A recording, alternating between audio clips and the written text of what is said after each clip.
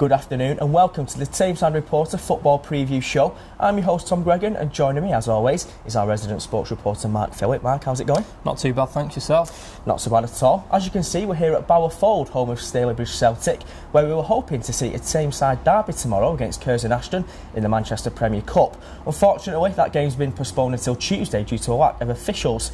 However, we were also here on Wednesday along with the marketing team from Brother UK, who were giving a little corner of this ground a bit of a facelift.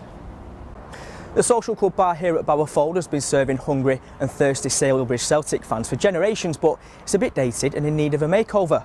That's where Brothers marketing team comes in. Let's go and see how they're doing.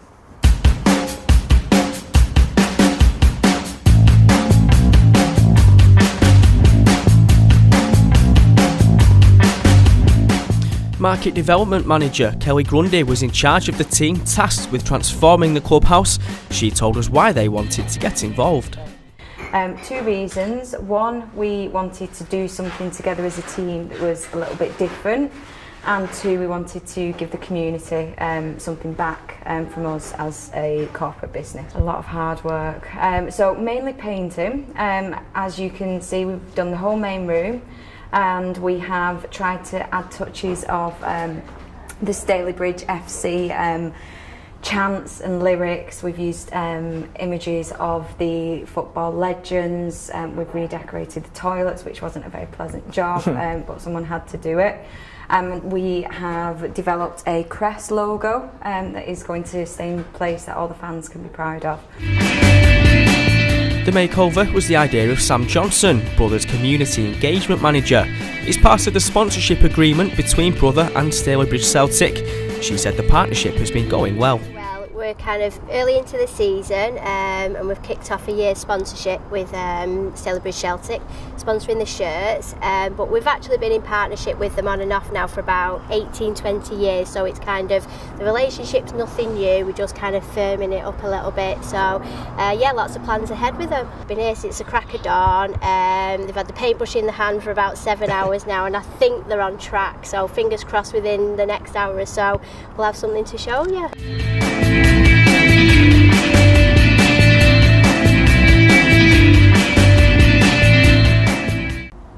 Well, Mark, some great work going in off the pitch here at Stalybridge Celtic. However, on the pitch is a bit of a different story. Two disappointing results this week. First here in the league against Boston United and then away at Stocksbridge Park Steels in the FA Trophy. Absolutely. Boston United last Saturday, we said on last week's show it was a must-win game, and it almost was for Stalybridge Celtic. All they needed to do was hold on for the final 4 minutes. However, Nat Brown equalised for Boston. You know, you'd say it's a decent point normally, but when you need 3 points on the board as desperately as Celtic do, maybe it's not too good. And as you said then, they took on Stocksbridge Park Steels in the FA Trophy on Tuesday evening here at Bowerfold, and the result was just as bleak as the weather. They lost 3-2. And that's a very poor result against World League opposition. Absolutely. Stocksbridge play in 2 divisions below Stalybridge Celtic. They compete in the same league, or the southern section, as what Mossley, Droylsden, Glossop and Hyde United do. So you'd expect Celtic to beat a team like this. However, I was at the game on Tuesday. They didn't turn up. They didn't deserve the victory. So I guess it was a great result for Stocksbridge in the end. So coming back to the league, it's looking pretty bleak for Stalybridge. What are they going to need to do to survive in the National League North this season? They're going to need to win pretty much every game now. The 9 points adrift of safety, Tom. You know, heading into the Christmas period with a few fixtures leading up to the new year, they need to be winning these games. If they get a poor return from these next few games, it's going to look bad heading into the new year. No team wants that. So it's looking like a tall order for Stalybridge, but their attention turns to the Manchester Premier Cup on Tuesday night here at Bowerfold against Curzon Ashton. Mark, your Curzon favourites for that one? I think they've got to be, especially, you know, you look at the way they played last Sunday against League One AFC Wimbledon. If they can replicate that performance on Tuesday evening against the poor Celtic side, who knows what score it's going to be. However, it is a Manchester Premier Cup tie. We don't know what squad John Flanagan will field. Maybe it'll be a weakened side, maybe it'll be a strong side. Who knows? We'll see on Tuesday evening. Just briefly about Curzon Ashton, the draw for the third round of the FA Cup was made earlier this week. Wimbledon were drawn away at Sutton United. Would that heal Curzon's wounds a little bit? I think it will have eased the pain of the Curzon fan supporters and management team. Curzon actually played at Sutton United last season. I think it was in the FA Trophy. So I think when that draw was made on Monday evening, a lot of Curzon fans will have been blowing a sigh of relief. However, they'll still be massively disappointed that they threw away a 3-goal lead. Of course. Well, we'll move on to our other team in Ashton now. That's Ashton United in the Evo-Stik Premier Division. Mark, they were disappointing at home last weekend against Spennymoor Town, a team they'd beat only the previous week.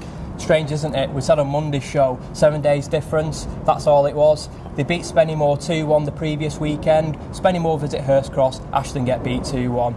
Strange set of circumstances, but I'm sure Ashton will be wanting to bounce back this weekend against Stourbridge. Well, as Mark said there, Ashton are at home to Stourbridge this weekend, and one player returning in Jack Dykes that could be very important, and a new signing in Daniel Shaw. Well, Dan Shaw joins from near neighbours Curzon Ashton. He's been a pivotal figure in Curzon's side for the past few seasons. However, he's found appearances in the first team at the Tameside Stadium hard to come by this season. So I think the move across the borough will do him some good. As you said then, Jack Dyche returns after about a 12-week absence through injury. You know, there was a lot of expectation surrounding him when he joined from Scunthorpe on that. I think it was a 93-day deal. So hopefully he can bounce back. Well, we'll move on now to Droylsden in the Evo-Stik First Division North. And Mark, they've won 2 consecutive victories now for the second time in a month. They're in great form. Great form, as you said. No better way to say it. Beat Bamberbridge 1-0 last weekend, made it 2 consecutive victories. Now, I look at Droylsden and I think their season is in the balance at the moment. Win these next 4 games leading up to the new year, they can take that momentum into the new year, maybe have a late charge into the playoffs. However, if they lose these next few games, they'll be looking nervously over the shoulder. Like I said, it hangs in the balance for Droylsden at the moment. Well, the first of those games is at home to Clitheroe this weekend. Mark, if Droylsden win, they'll go within 3 points of Clitheroe, who are currently sitting 8th. So, like you said there, if they win, they're looking up the table, possibly towards the playoffs, or is that a bit of a push?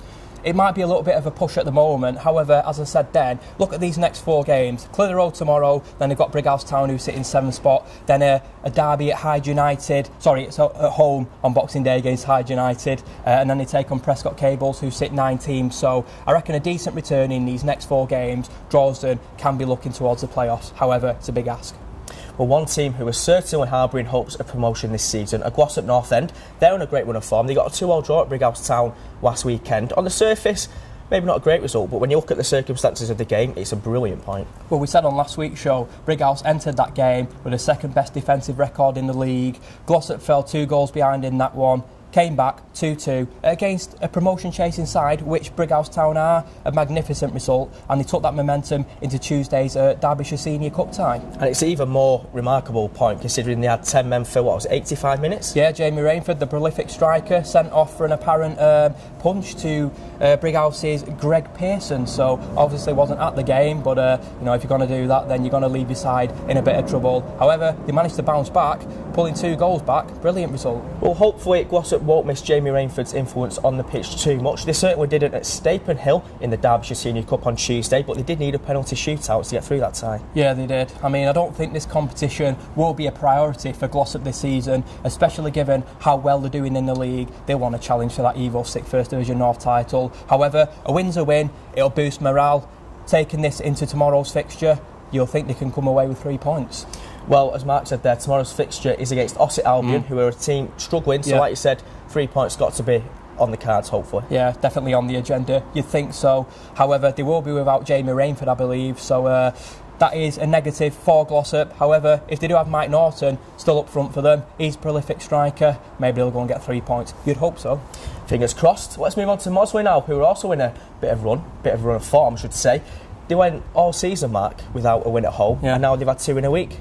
Strange once again, isn't it? A strange set of circumstances. They got a 2-1 victory against Ramsbottom United last weekend at Seal Park. I just said then, that marked their first home league victory of the season. And it's strange because only about 4 or 5 weeks ago, Mossley made the journey to Ramsbottom, were beaten 4-2. So it goes to show they've got some great bounce back ability. And then on Tuesday evening, back at Seal Park, 2-0 victory over Bamberbridge, 6 points from 6. Fantastic. Also goes to show the unpredictable nature of the Evo-Stik First Division North. Mossley are at home again this weekend against Prescot Cables, a team who sit in 19th. Yeah. Can they make it 3-3? I think they'll be looking to, yeah. Obviously, 2 great results in 72 hours. They get another 3 points here.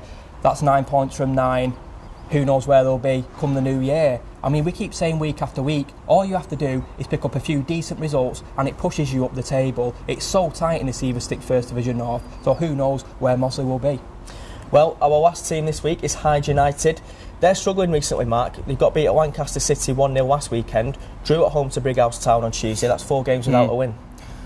It's not looking great, is it, for Darren Kelly's side at the moment? You know, they might be getting draws like they did on Tuesday evening, 0-0 with Brighouse Town. However, in that game, Brighouse were down to 10 men for the majority of the game, and Hyde's Andy Bishop missed the penalty, so it's these fine margins. If Hyde were to convert that penalty, it's a big 3 points for them. They didn't do that, so they'll be looking over the shoulders now, I think.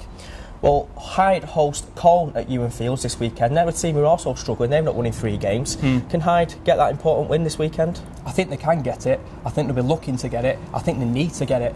You know, 18th position now, Hyde. I don't think any supporter saw that coming at the start of the season. They've endured a tumultuous few years, suffered 3 consecutive relegations, I believe. They'll be wanting to bounce back. It doesn't look that way at the moment, though. Well, let's hope Hyde can turn it around, starting at home to Colne this weekend. We'll just run through the fixtures now.